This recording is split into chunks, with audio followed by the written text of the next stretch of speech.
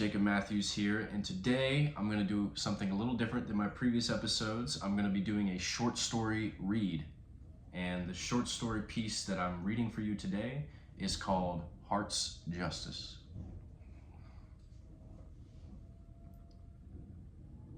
Mom and Dad used to take us to Niagara Falls every year for a family trip. Don't know why. Sometimes I think they just scrolled through a list of tourist spots and flipped a coin. The older we got, the less Tabitha, Jess, and I wanted to go. We had seen the falls a million times, and small-town teenagers like us wanted to explore more of America and New York. But that was our trip. Bonding time to our parents. Mom would annoy me by trying to set me up with every girl. My sisters would argue over college or boys or whatever else. And Dad always just seemed happy to be there, even though he'd never talk unless it was a demand. We were a typical North Carolina family. The Harts. I am Michael Hart. Even though I felt too old for the falls at the time, when I look back on it, we were all so young. Innocent. We had no idea what would come that night. What's funny is, that was the first year me and my sisters were allowed to leave the hotel room at night without our parents. Tabitha was 2 years into college now, and she was apparently mature enough to watch us. If our parents knew what she was doing at UNC, they'd think otherwise. With age, I've become more blunt and jaded. So let me not sugarcoat this. Me and my sisters witnessed a man get his heart ripped out from his chest and his lifeless body tumble down the falls. The killer crushed his heart with his bare hands and smiled with such glee as he did it. It was clearly a crime of passion, one the killer felt was deserved. Of course, I didn't expect that.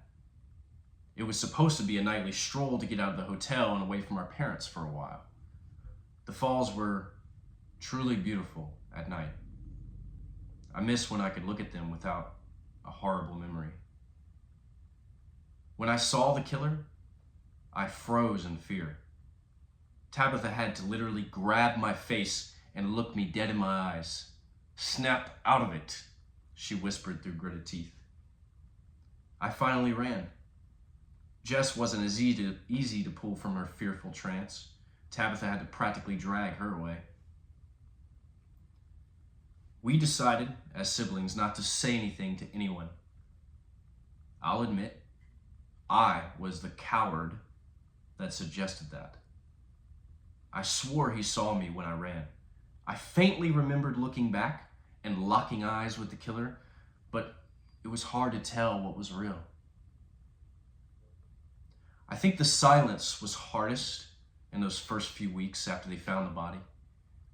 But eventually the news stopped talking about it and the cops stopped searching for the killer.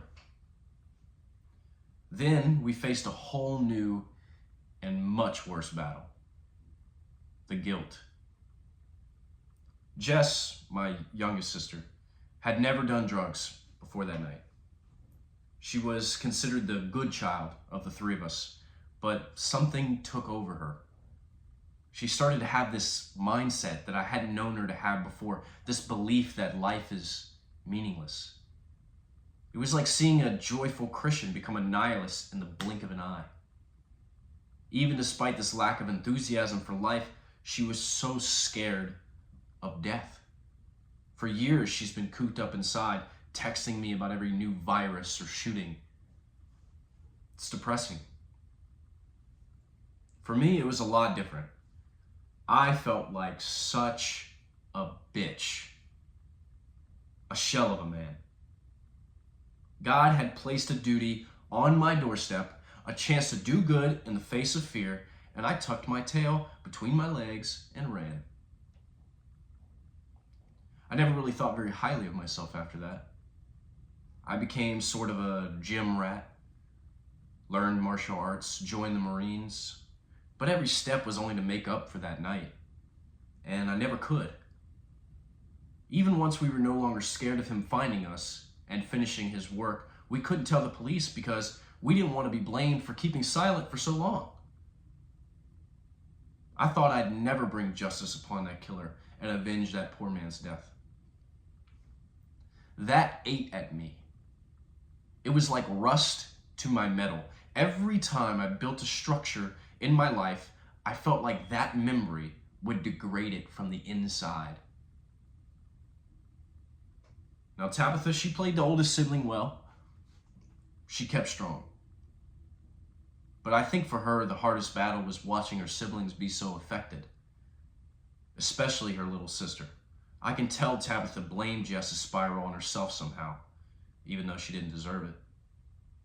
But after 15 years, Tabitha was fed up. She was tired of something we had no control over determining the course of this entire family. So she brought us together and decided we would do what we should have did a long time ago. Hunt the killer down and enact revenge. Revenge was her word. She was speaking for her and Jess. For me, it was justice. It was the cowboy code to ensure a universal fairness for all of God's creatures. And although I wasn't born in the Wild West, I understood that white hat mentality. I had grown to admire it and live by it. Whether revenge or justice, it was most certainly closure for the Hart siblings. It took quite the research to track them down. We had to force ourselves to remember that night and play it out step by step. Once we did, we prepared ourselves for battle. I had a strong suspicion he would not go down easy. Now, we sit surrounding his glass house in the woods. How ironic. The see-through walls in the middle of the forest confirmed my suspicions. He was hiding, but he also wanted to see what was coming. I had a feeling the glass was bulletproof and the back walls with the glass ends were covered in booby traps. I knew it in my gut.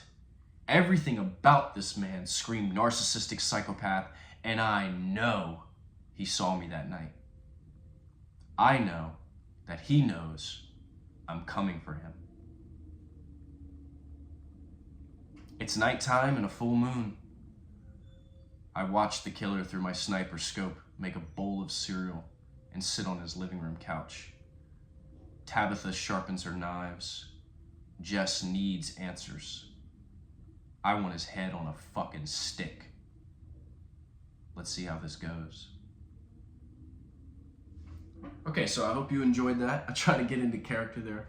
If you're interested in reading more of that story, please comment below if I should keep writing out the narrative version of that story. I will tell you guys, I have already written a short film for this piece that includes the battle between the Harts and the killer, and I intend to write a short feature of the entire story. So if you're interested in seeing that come to life and you're a filmmaker or someone with the funds to make it happen, please comment below. Let's connect. I'm trying to get this going whenever is possible. But until then, enjoy this short piece, and I'll have more coming soon. Thank you, guys.